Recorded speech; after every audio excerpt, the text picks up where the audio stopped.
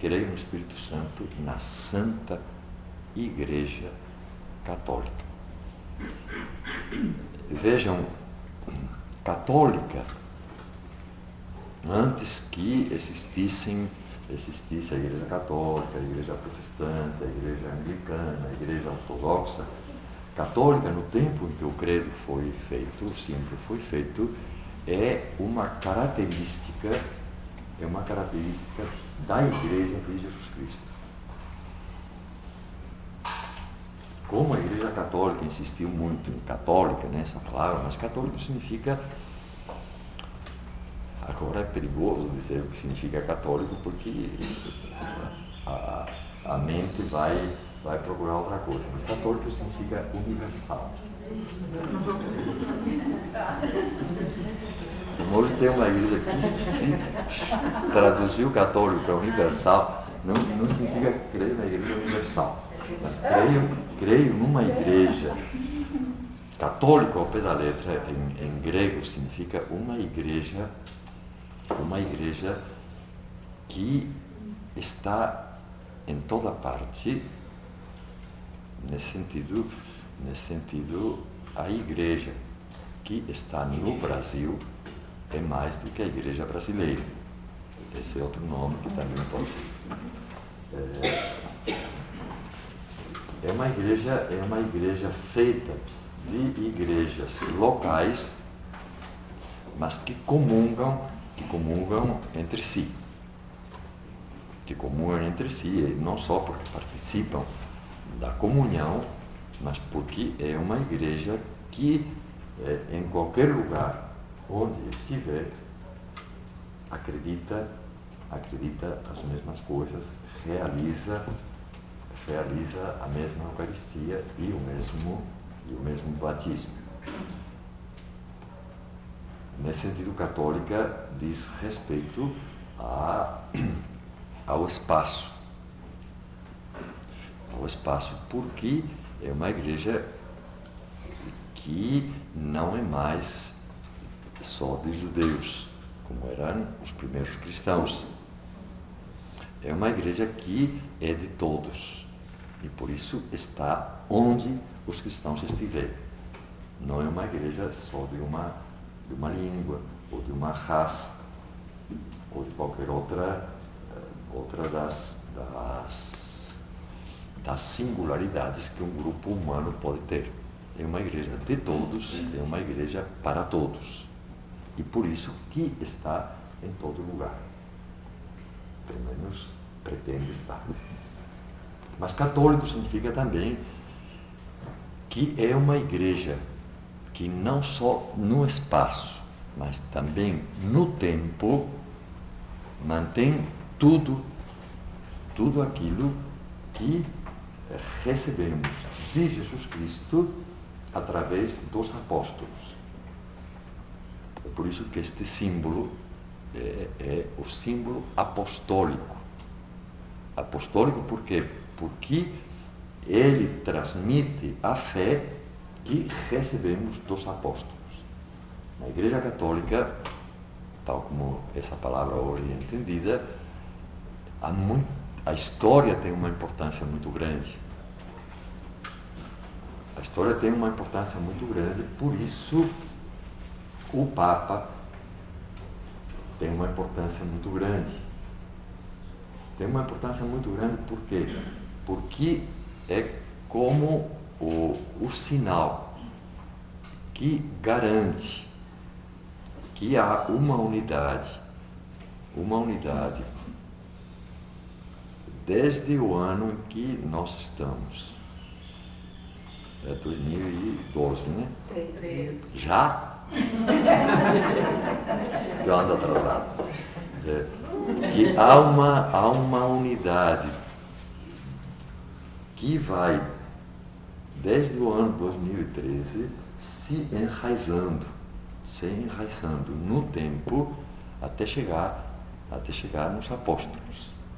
E concretamente, o Papa, como sucessor de São Pedro, há uma unidade entre aquele homem a quem Jesus disse: você é Pedro, E é sobre essa pedra, que não era a cabeça dura dele, mas que tinha a fé de Pedro, é sobre essa pedra que eu vou edificar a minha igreja. Então, essa relação histórica entre Pedro e Francisco, o Papa atual, para nós é muito importante, porque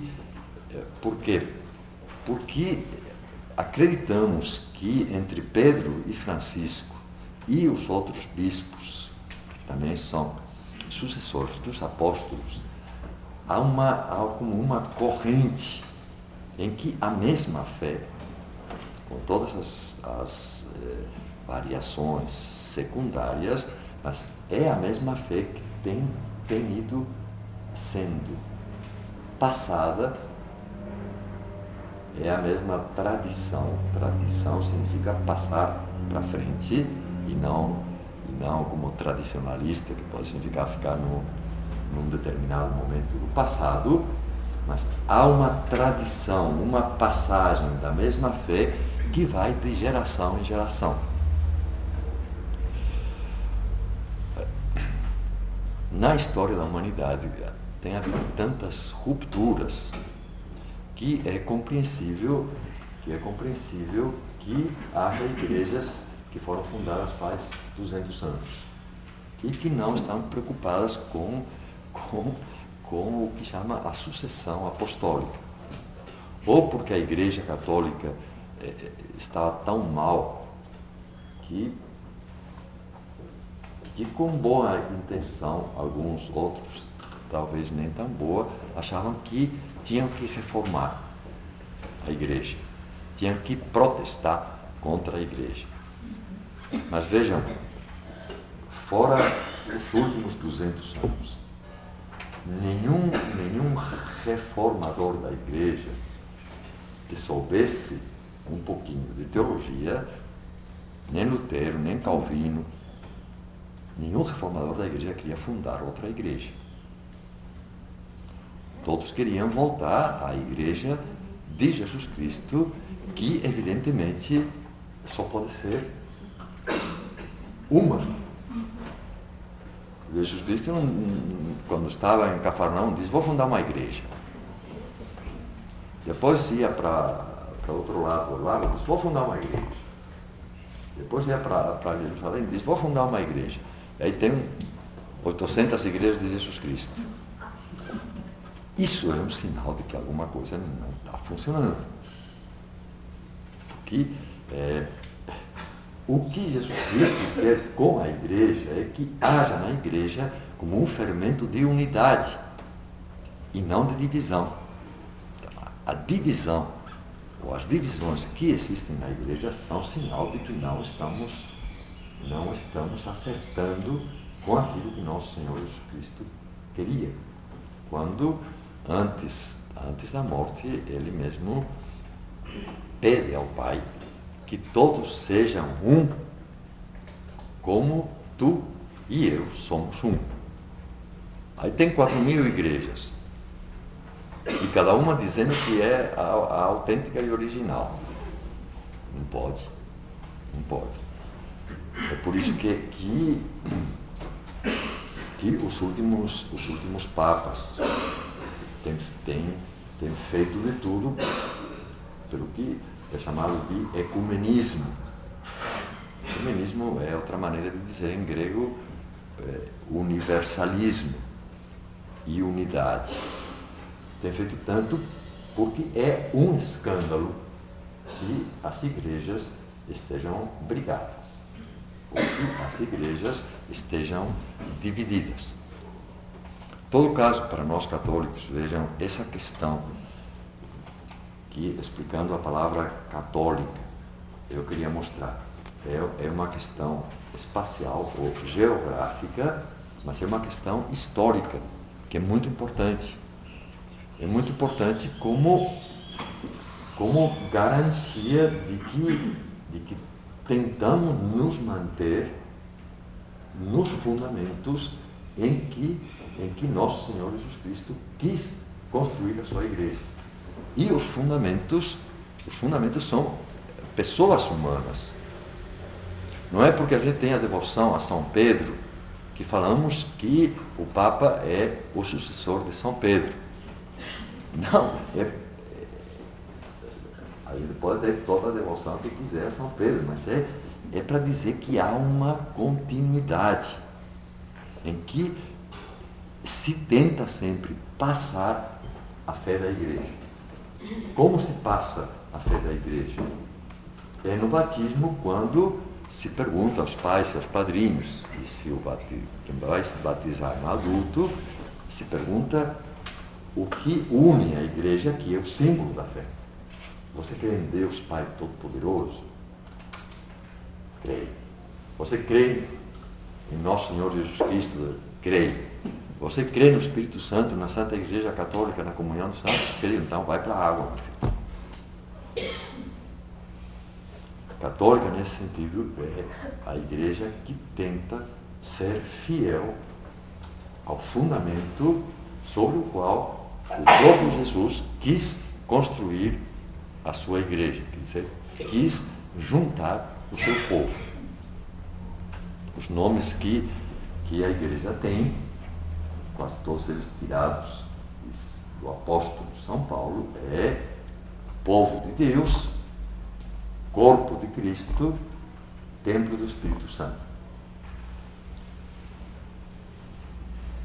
São Pedro mesmo dizia que a Igreja é construída com pedras vivas. Não adianta ter uma catedral. Opa, Dom Valmor, não estou falando contra nada. Não adianta ter uma catedral, senão tem gente. Porque as pedras que fazem o templo é a gente, é cada um de nós. Que São Pedro chamava isso, pedras vivas. Como ele tinha ouvido que ele era pedra, e talvez não queria ficar esclerosado, que significa petrificado, diz, não, aqui todos nós somos pedras vivas que vão construindo o templo de Deus.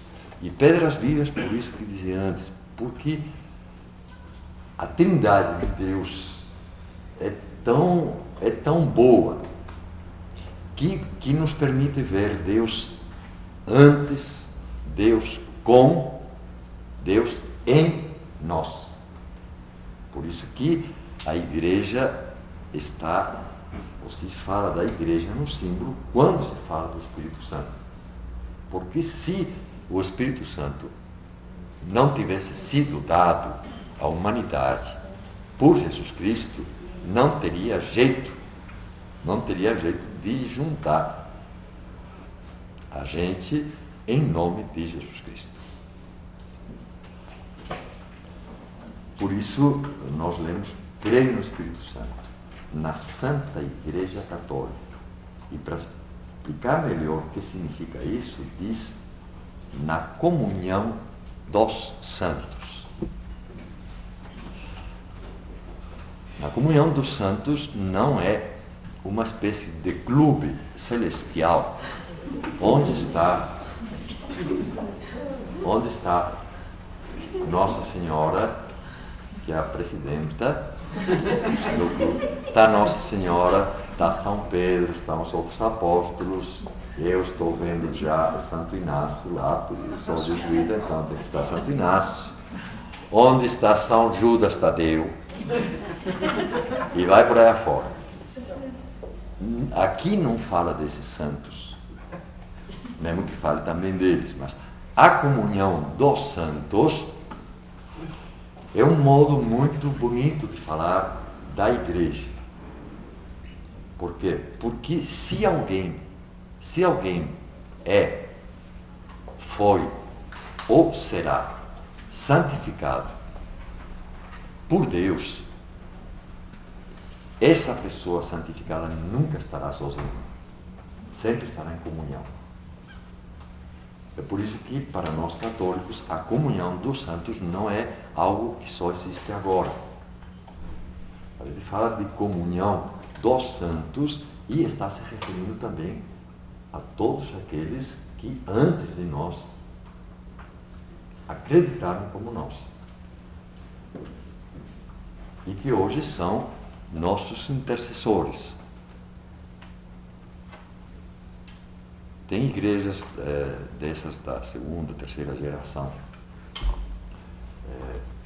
protestante que, quando tem missa de sétimo dia, que é um acontecimento social, então vai na igreja gente de todas as igrejas ou de nenhuma.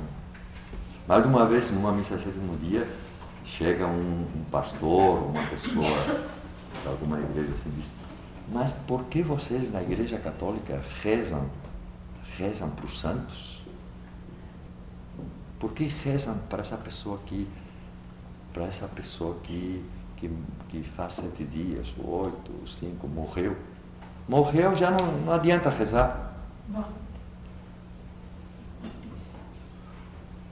Uai! Veja, nós rezamos por essa pessoa porque talvez ela está precisando da nossa oração.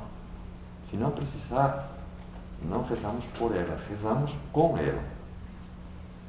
Porque, como diz o símbolo apostólico, e aí fica assim, porque isso todo, mesmo as igrejas protestantes, o símbolo apostólico tem. Nós acreditamos na comunhão dos santos. E a comunhão dos santos é o presente, é o passado, é o futuro. Se fosse só do presente, o que nós fazemos com os mortos? Os mortos que para nós não estão mortos, vivem em Deus. Você acha que não há nenhum tipo de relação? Não há comunhão? Não há comunicação? Isso é muito triste e muito pouco evangélico. Muito pouco evangélico, porque, como vai dizer logo, a vida é eterna. Para que haja comunhão dos santos,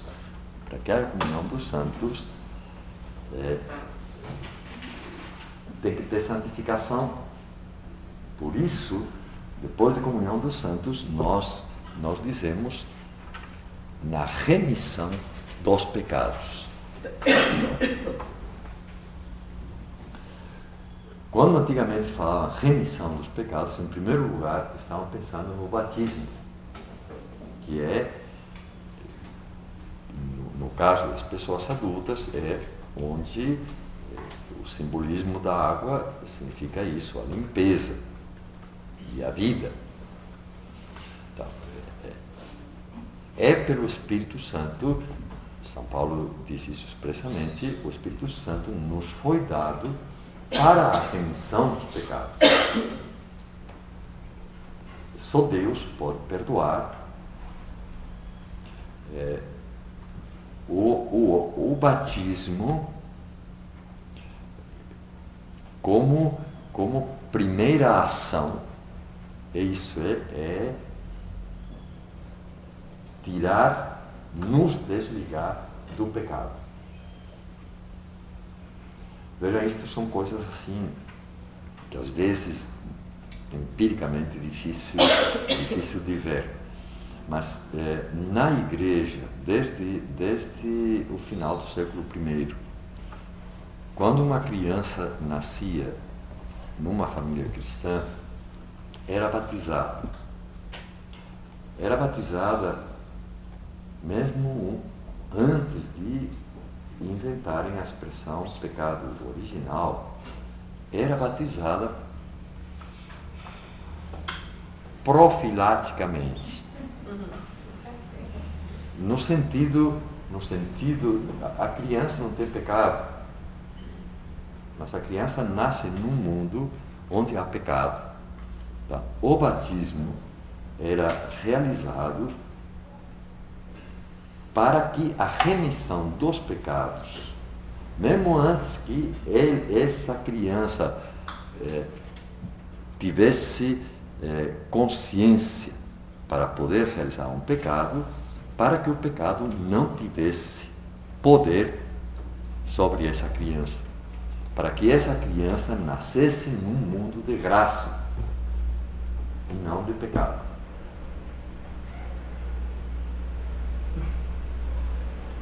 Esse mundo de graça tem a resistência de um mundo que está marcado pelo pecado. Quando, depois de Santo Agostinho, que escreveu, quando estava escrevendo sobre a Trindade, escreveu os pecados originais, em plural. Santo Agostinho estava se referindo ao pecado de Adão e Eva, ao pecado de Caim, que matou seu irmão, à violência que teve na humanidade, ao pecado da Torre de Babel, em que a humanidade queria chegar a Deus por sua própria obra da humanidade. Tudo isso é o que Santo Agostinho chamava pecados originais, para dizer que estamos num mundo onde a graça, que é o original, o pecado, se alguém dizer que o pecado é mais original do que a graça, estaria dizendo que nós fomos criados por um Deus que não fez direito às coisas, né? O original é a graça. O pecado original significa que o pecado das origens tem produzido na humanidade uma espécie, é o contrário da comunhão, tem produzido na humanidade uma falta de união, uma falta de solidariedade, que faz com que uma criança, quando nasce num mundo que já está quebrado, não vai receber, ou corre o risco de não receber tudo aquilo que uma humanidade unida, uma humanidade como Deus queria que fosse, daria a essa criança. Então, batizar não é para tirar da criança alguma coisa errada que já está nela, como se a criança pudesse ter pecado voluntariamente como nós pecamos. É para proteger a criança do mal. Nesse sentido que disse, é profilático. Como quando a gente, para que a doença não tome conta de nós, a gente toma algum remédio. Vai ver que São Pedro que está ligando para mim. Algum remédio que a proteja. Por isso é importante o batismo, não como um ato mágico. Às vezes tem mães que vêm e dizem: padre, quando vai ter batizado? Porque esse meu menino está insuportável. Pensa que as águas do batismo vão acalmar a criança. Vai ver que também, mas não é para isso. Não é para isso. É para que a criança volte a ter o que, quando Deus criou a humanidade, Deus queria que todo ser humano tivesse. Um mundo de graça, um mundo de bem. Nesse sentido, a igreja é também sacramento, sinal de que a unidade da humanidade é possível.